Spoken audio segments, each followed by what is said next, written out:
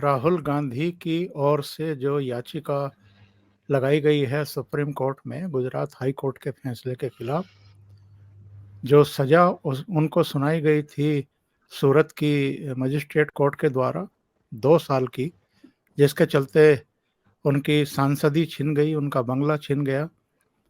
Supreme court में अब इसकी सुनवाई इसलिए जल्दी हो रही है क्योंकि अभिषेक मनु सिंघवी ने कहा कि ये बहुत एक तरीके से इमरजेंसी मैटर है और इसमें जल्दी से जल्दी सुनवाई की जाए।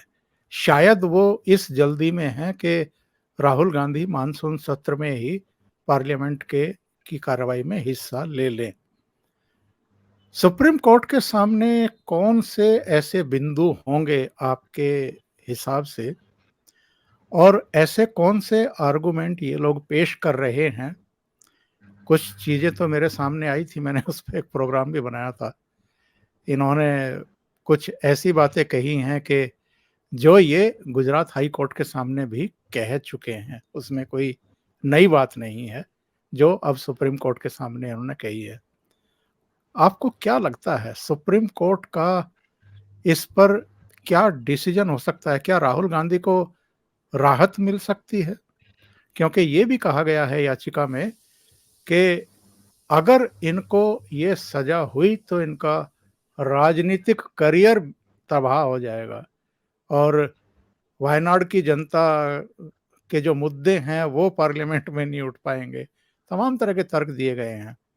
तो सोशल मीडिया पर तमाम तरह की बातें की जा रही हैं। ये भी कहा जा रहा है कि राहुल गांधी को सुप्रीम कोर्ट से राहत मिल जाएगी, भले ही 1 महीने 6 महीने की सजा में राहत मिल जाए तो इनकी सांसदी वापस आ जाएगी, बंगला वापस आ जाएगा, ये पार्लियामेंट में फिर दिखाई देने लगेंगे। देखिए, सबसे इंपॉर्टेंट चीज क्या होगा, जिसमें 2-3 मुद्दे हैं। पहली बात, सुप्रीम कोर्ट में जब मुद्दा जाता है तो वहां पे आप ये आर्ग्यूमेंट लेके नहीं जाते कि साहब हाई कोर्ट ने मेरे खिलाफ जजमेंट दे दिया तो आप न्याय कर दो। वहां पे आपको ये मुद्दा बताना होगा कि उसमें पॉइंट ऑफ लॉ क्या था। सुप्रीम कोर्ट को ये आपको कन्विंस करना होगा कि हाई कोर्ट ने किन लीगल मुद्दों को नहीं उठाया। अब सवाल यह है कि यहां लीगल मुद्दा क्या है। यहां लीगल मुद्दे 2-3 बनाने की कोशिश की गई है कि भाई वायनाड के आदमियों, जो जनता के मुद्दे कौन उठाएगा, नया चुनाव हो जाएगा, नया एमपी बन जाएगा, 3 महीने की बात है, कोई दिक्कत नहीं है। तो वो आर्ग्यूमेंट में कोई दम नहीं है। ऐसा तो नहीं है कि वायनाड पे कोई राहुल गांधी जी का कोई आधिपत्य हो और उनके अलावा कोई ऑथराइज्ड ही नहीं हो अगली पूरी जनरेशन तक बात करने के लिए, ऐसा कुछ नहीं है। तो इस आर्ग्यूमेंट में कोई दम नहीं लगता। ये सुप्रीम कोर्ट हमेशा बोल सकता है इलेक्शन कमीशन को कि आप प्रायोरिटी पे देखिए, वहां का रिप्रेजेंटेशन जितना जल्दी हो सके। और ऐसा वायनाड में कुछ आग नहीं लगी हुई है जिसके कारण कि आपको एक अलग से प्रतिनिधित्व चाहिए। वहां पे एमएलएज हैं, वहां पे ब्यूरोक्रेसी है, वहां पे सिटी एडमिनिस्ट्रेशन है। रोज मुद्दे जिसको जहां चाहिए वो उठा सकते हैं। वहां पे अखबारें भी हैं। और राहुल गांधी साहब ने पिछले 5 साल में वायनाड के ऊपर कितने सवाल उठाए, इससे भी आंकड़ा पता लग जाएगा कि उनका कंट्रीब्यूशन वायनाड को लेके क्या था।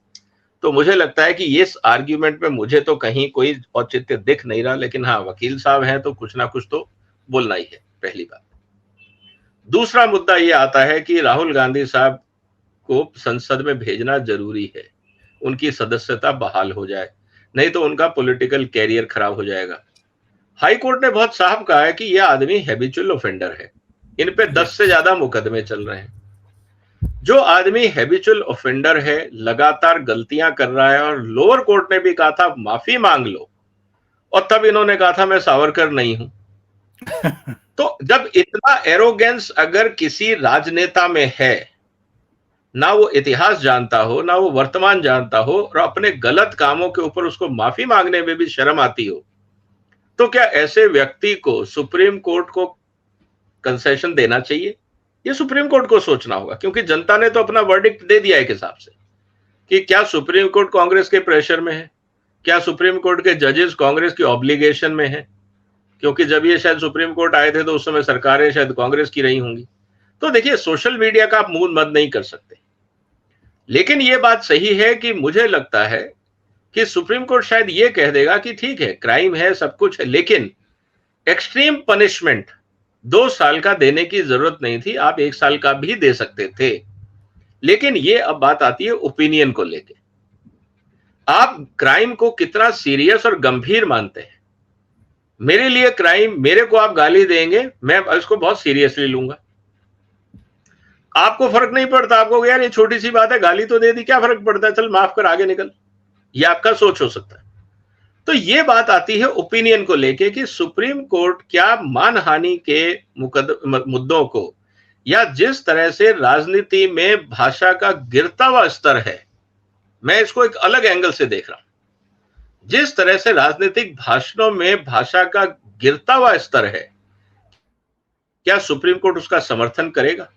क्योंकि अगर राहुल गांधी एक एग्जाम्पल बन जाते हैं कि अगर आपने गलत भाषा का इस्तेमाल किया और आपके खिलाफ अगर कार्रवाई हुई, तो सर ये मान लीजिए कि आने वाले दिनों में कई लोगों को 2 साल की सजा मिलेगी और कईयों का कैरियर बर्बाद होगा। इसीलिए मुझे लगता है राजनीतिक दल और नेता थोड़ा संभल के बोलेंगे। एक राजनीति में स्वच्छता आएगी, लेकिन अगर राहुल गांधी साहब को कंसेशन दे दिया गया तो क्या ये सही परंपरा होगी या गलत? क्योंकि हम तो प्रेसिडेंट्स की बात करते हैं ना।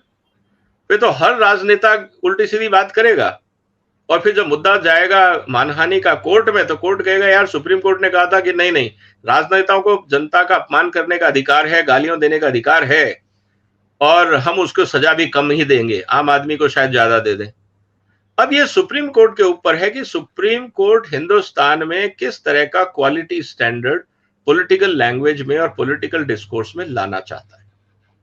इसका कोई हार्ड एंड फास्ट रूल नहीं है, इसके पीछे कोई लीगल जस्टिफिकेशन ना तो राहुल गांधी के वकील पेश कर पाए। वो सिर्फ एक प्लीड कर रहे हैं कि साहब मेरा कैरियर खराब हो जाएगा, लेकिन ये हैबिचुअल ऑफेंडर है, ये हाईकोर्ट ने बोला है। क्या वो इस बात को मानने को तैयार हैं कि इनके ऊपर 10-12 केस नहीं चल रहे?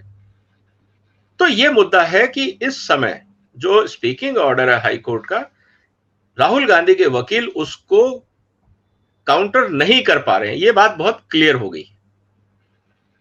अब देखना है आने वाले दिनों में क्या होता है।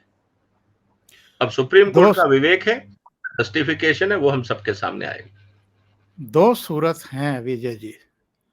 नंबर 1, कोई राहत नहीं मिलेगी, जेल जाना पड़ेगा, सजा भुगतनी पड़ेगी, और जब बाहर आएंगे तो और 6 साल तक चुनावी राजनीति में हिस्सा नहीं ले पाएंगे। और हमें और दर्शकों को नहीं भूलना चाहिए कि मानहानि के कई और केस भी राहुल गांधी के सिर पर इस समय हैं। उनमें भी सुनवाई होगी, उनमें भी ट्रायल होंगे, उनमें भी सजा हो सकती है। नंबर 2, सुप्रीम कोर्ट इनको राहत दे देगा और इनकी पार्लियामेंट की मेंबरशिप बच जाएगी। ये फिर से सक्रिय राजनीति में होंगे।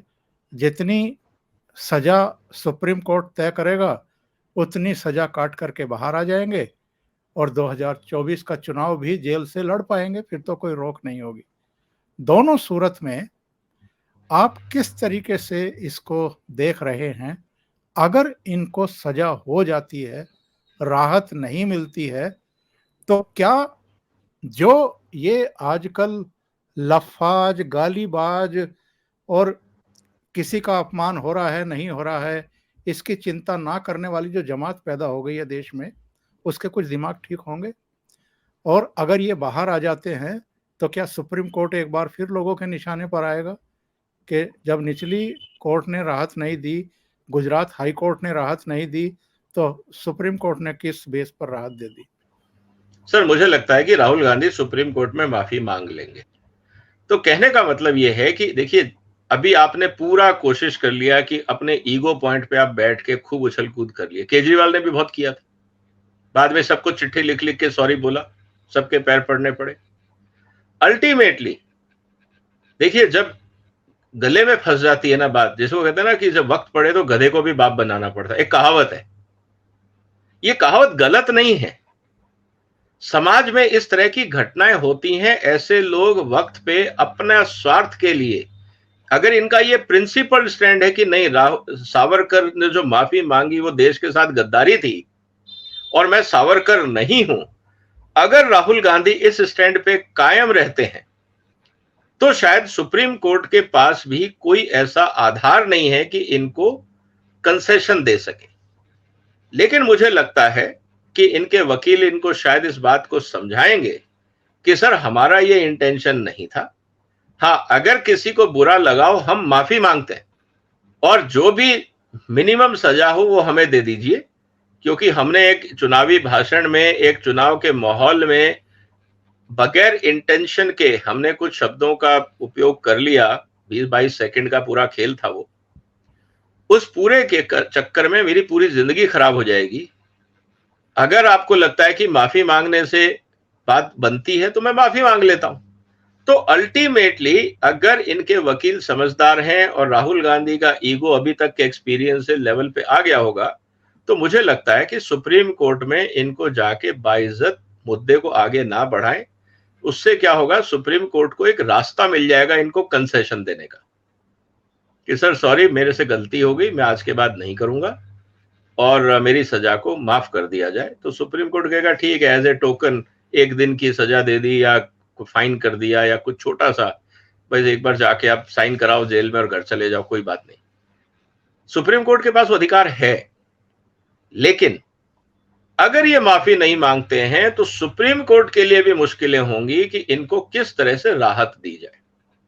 फिर वही होगा जो सोशल मीडिया में हम देख रहे हैं कि सुप्रीम कोर्ट कुछ खास परिवारों को, या जो आरोप लग रहे हैं सोशल मीडिया के ऊपर कि सुप्रीम कोर्ट किसी खास राजनीतिक दल के लोगों के लिए स्पेशल प्रेफरेंशियल ट्रीटमेंट देता है, चाहे वो रात को उनके वकीलों के द्वारा कोर्ट खुलवाना हो या वीकेंड पे करना हो या शाम को अचानक बेल दिलवानी हो। हर तरह के मुद्दे फिर समाज में उछल के आएंगे और सुप्रीम कोर्ट के ऊपर, जिसको हर बार सुप्रीम कोर्ट कहता है कि सुप्रीम कोर्ट को क्यों ट्रोल किया जाता है, तो सुप्रीम कोर्ट को मतलब कि सुप्रीम कोर्ट का ट्रोल होने का एक मौका और बन जाएगा अगर राहुल गांधी माफी नहीं मांगते हैं और सुप्रीम कोर्ट सजा कम कर देता है। ये निश्चित रूप से सुप्रीम कोर्ट के ऊपर ट्रोलिंग का मुद्दा बन जाएगा सोशल मीडिया में। ये मेरा असेसमेंट है।